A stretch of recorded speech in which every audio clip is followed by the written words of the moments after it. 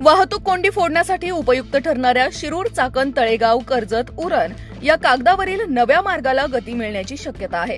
या मार्गासाठी शासन स्तरावर हालचाली सुरू झाल्या असून या महत्वाकांक्षी प्रकल्पाचा प्रस्ताव मंत्रिमंडळाच्या बैठकीत सादर करण्याची सूचना पालकमंत्री अजित पवार यांनी केली आहे। शिक्रापूर चाकण तळेगाव लोणावळा मार्गालगत असणाऱ्या औद्योगिक क्षेत्रामुळे या मार्गावर सातत्याने वाहतूक कोंडी असते। त्यामुळे हा नवा मार्ग प्रस्तावित करण्यात आलाय।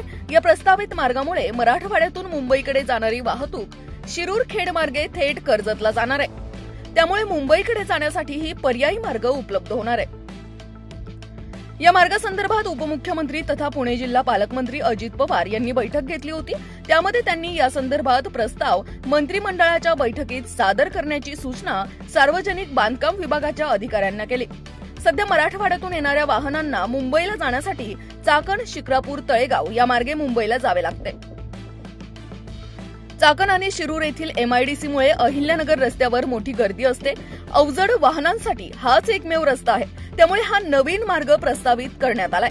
मल्टी नोडल कॉरिडॉर म्हणून हा मार्ग ओळखला जाणार असून तो 4 पदरी असणार आहे। त्याची एकूण लांबी 135 किलोमीटर एवढी असून त्यासाठी 12,500 कोटींचा खर्च अपेक्षित आहे। शिरूर पाबळ राजगुरुनगर शिरोली मार्गे पाईट वांद्रे कर्जत असा सुमारे 135 किलोमीटरचा मार्ग कर्जत मार्ग पुढे पनवेल उरणला जोडला जाणार आहे। या नवीन मार्गामुळे मुंबईला जाण्यासाठी आणखी एक मार्ग उपलब्ध होणार आहे।